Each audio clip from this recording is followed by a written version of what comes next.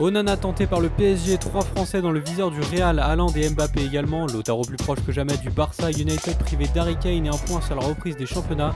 C'est parti pour le journal Made in Foot du 13 avril. Et on commence avec du mercato et le PSG à l'honneur ce matin dans les colonnes de l'équipe. Comme révélé par le journal, André Onana serait très intéressé par le projet parisien. Alors que Barcelone souhaiterait le faire revenir 6 ans après son départ de la Masia, le gardien camerounais serait particulièrement attiré par un transfert à Paris. Arrivé en 2014 à l'Ajax Amsterdam pour seulement 150 000 €, le garçon passé par l'académie de Samuel Eto'o dans sa jeunesse n'aura même aucun problème à figurer derrière Keylor Navas, l'actuel titulaire au poste au PSG dans la hiérarchie. André Onana, francophone et qui a de nombreux amis en France, ne sera donc pas contre un défi parisien. Déloger le costaricien et ses 34 printemps ne semble pas faire peur au gardien camerounais, également courtisé par Chelsea et Tottenham.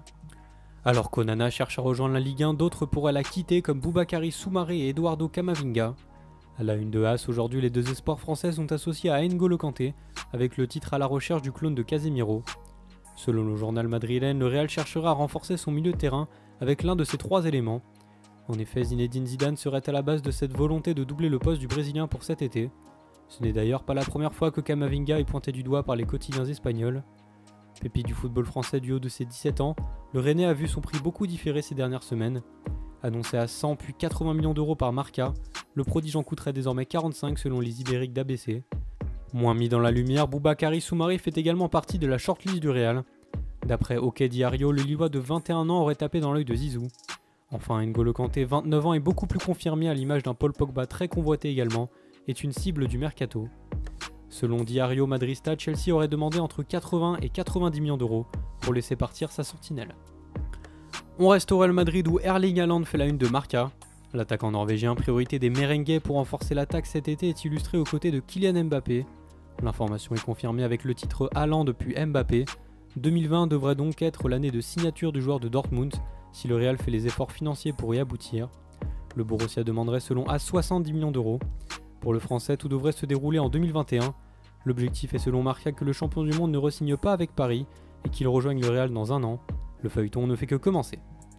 Un point désormais au FC Barcelone où Lautaro est une nouvelle fois affiché en une par Sport. Selon le journal catalan, l'attaquant argentin est encore plus proche de signer au Barça cet été. Les dirigeants seraient d'ailleurs actuellement toujours en train de travailler et espèrent une validation du joueur pour faciliter son départ de l'Inter de Milan. Les déclarations de Sergio Zarate, l'agent de Martinez à Fox Sports Mexico, sont d'ailleurs mises en avant. Selon lui, il y aurait une grande possibilité pour que Lautaro, qui souhaiterait évoluer aux côtés de Lionel Messi, rejoigne l'Espagne. Dans l'autre sens, celui du départ, Ivan Rakitic fait la une du Mundo Deportivo, avec lequel il s'est entretenu.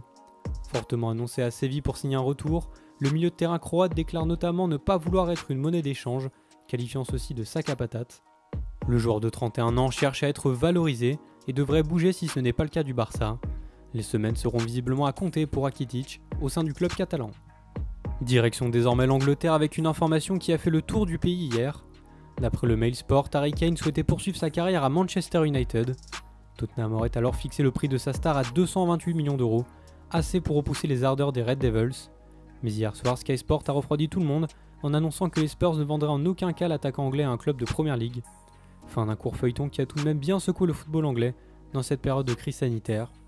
Interrogé par Sky Sport, Kane a pourtant affiché son désir de remporter des trophées. À 26 ans, le palmarès du buteur des Three Lions est toujours vierge. Enfin, on termine avec un habituel point sur la reprise des championnats. Toujours en Angleterre, la Premier League songerait selon le Times à disputer toute la fin de saison à Wembley. En effet, 3 à 4 matchs par jour se dérouleraient en juin ou en juillet, ce qui favoriserait les diffuseurs et surtout les clubs, inquiets pour leurs finances. Ce matin, ce sont également les journaux italiens qui choisissent d'évoquer le sujet. En effet, à la une du Corriere dello Sport, nous revenons en référence aux propos du président de la fédération italienne Gabriele Gravina. Selon lui, des tests sanitaires seront effectués le 27 avril, précédant 4 semaines de reprise d'entraînement, avant une reprise de compétition le 31 mai. Ce serait évidemment le cas rêvé selon Tuttosport, mais il faudra attendre de voir des résultats rassurants. Au rappel, l'Italie est le pays le plus touché par l'épidémie de coronavirus, avec plus de 20 000 morts, et a vu son confinement se prolonger jusqu'au 3 mai.